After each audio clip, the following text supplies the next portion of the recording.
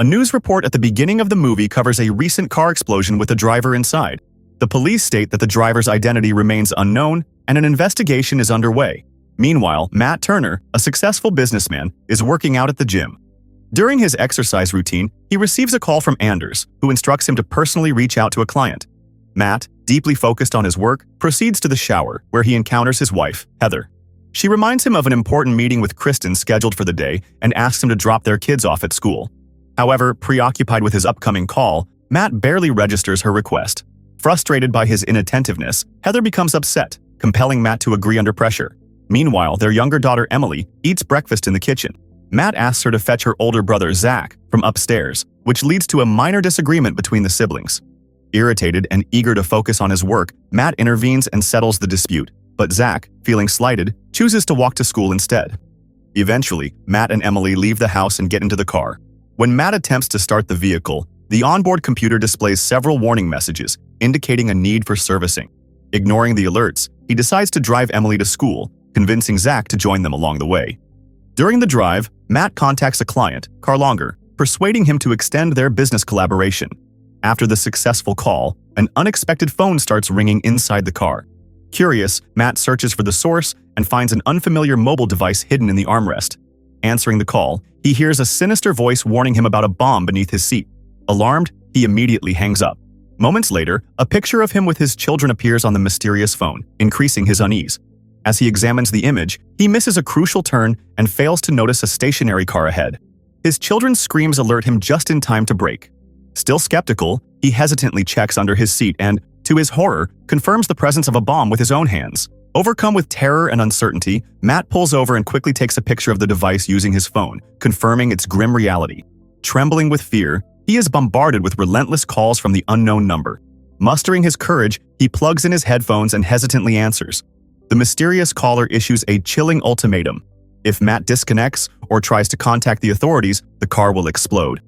Following the instructions, Matt learns that the bomb is directly beneath his seat and will detonate if he stands up.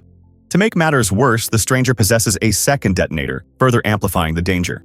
Despite Matt's desperate pleas to let his children go, the unknown figure remains unmoved. Terrified, Matt wrestles with questions. Who is this person? What could he have done to provoke them? And why is he being targeted? However, the caller merely chuckles, cryptically stating that answers will come in due time. For now, compliance is the only option. With no choice but to obey, Matt continues driving, ignoring his children's growing concern as they realize he is straying from their usual route. Trapped in an impossible situation, he has no option but to follow the ominous instructions. The blackmailer, demonstrating an unsettling level of awareness, issues his next demand. Matt must dispose of his children's phones. As Matt processes the command, he notices a motorcycle trailing closely behind in his rearview mirror, suspecting it to be connected to the threat. His children protest, confused by his erratic behavior, but the stranger intensifies the pressure, warning of dire consequences should he hesitate. Determined to take control, Matt suddenly slams the brakes, causing the motorcycle to crash into the car. To his shock, the rider turns out to be Zach's girlfriend. Furious, Zach tries to exit the vehicle, but Matt swiftly locks the doors and continues driving. Emily and Zach, now in a state of panic, begin screaming at their father. Desperate to silence them, Matt reveals the horrifying truth. A bomb is in the car, leaving them stunned and terrified. At that moment, a message appears on the mysterious phone, displaying a geolocation. On the way, Matt receives a frantic call from Sylvan, who, along with his girlfriend, is trapped in another rigged car. Upon reaching the designated location, Matt spots Sylvan's car and attempts to assist. However, Sylvan's girlfriend, paralyzed with fear, panics as a police officer approaches and instructs them to exit the vehicle. Seizing the opportunity, she abruptly jumps out, triggering an explosion. In shock and horror, Matt speeds away as the stranger coldly accuses Sylvan and his girlfriend of sealing their own fate by disobeying the rules. He then delivers his next chilling command, asserting that Matt can still prevent further deaths if he follows orders. The stranger orders Matt to contact Heather and instruct her to withdraw all his money from the bank. Despite Matt's desperate attempts to keep his wife out of the situation, the mysterious caller refuses to budge. Frustrated, Matt tries to reach Heather, but she doesn't answer. He then calls Kristen, who informs him that Heather is meeting with divorce lawyer Weber. Shocked, Matt searches for the lawyer's contact information online, while his children react with disbelief at the news of their parents' impending separation. Eventually, Matt reaches the lawyer and manages to speak with Heather through him. He urgently explains that his car is rigged with explosives, but reassures her that he and the children are safe as long as they follow the stranger's demands. Although Heather insists on involving the police, Matt persuades her to comply, fearing that any misstep could endanger their lives. He also takes a moment to apologize for not recognizing her distress earlier. As Matt tries to calm his terrified children, the stranger issues another command.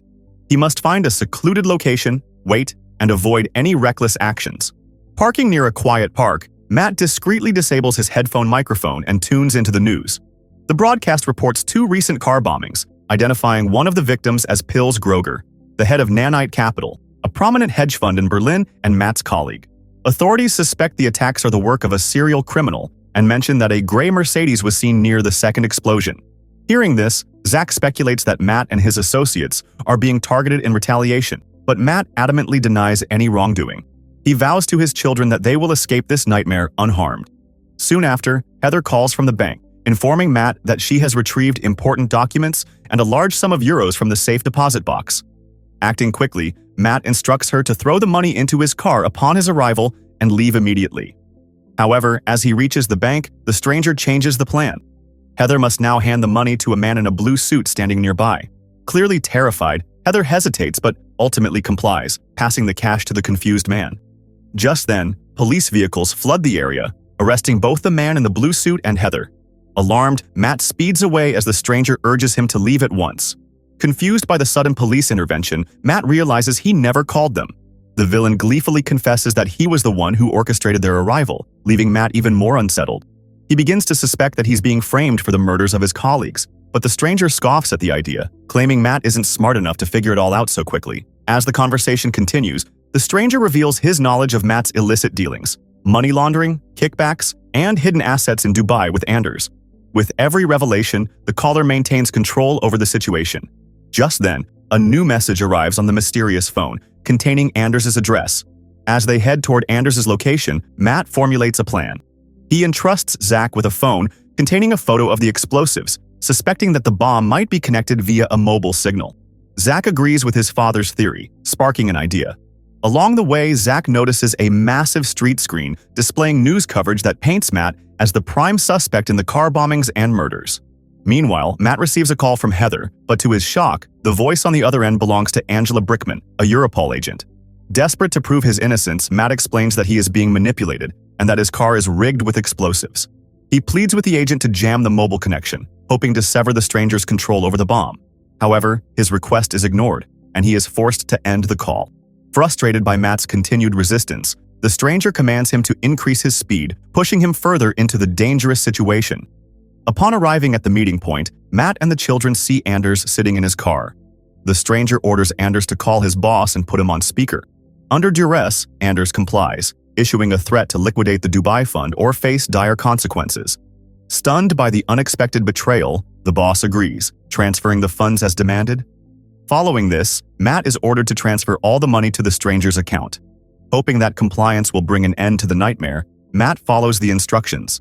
But just as he thinks it's over, the stranger adds a chilling ultimatum. Matt must retrieve a gun from the glove compartment and shoot Anders, or the car bomb will be detonated with him and the children inside. Terrified, Matt hesitates as his children beg him not to go through with it, reminding him of Anders' friendship. Struggling with the impossible choice, Matt ultimately rejects the demand and throws the gun away. Moments later, Anders' car explodes, sending debris flying. Dazed, Matt regains his senses and sees that Emily has been injured by a shard of glass.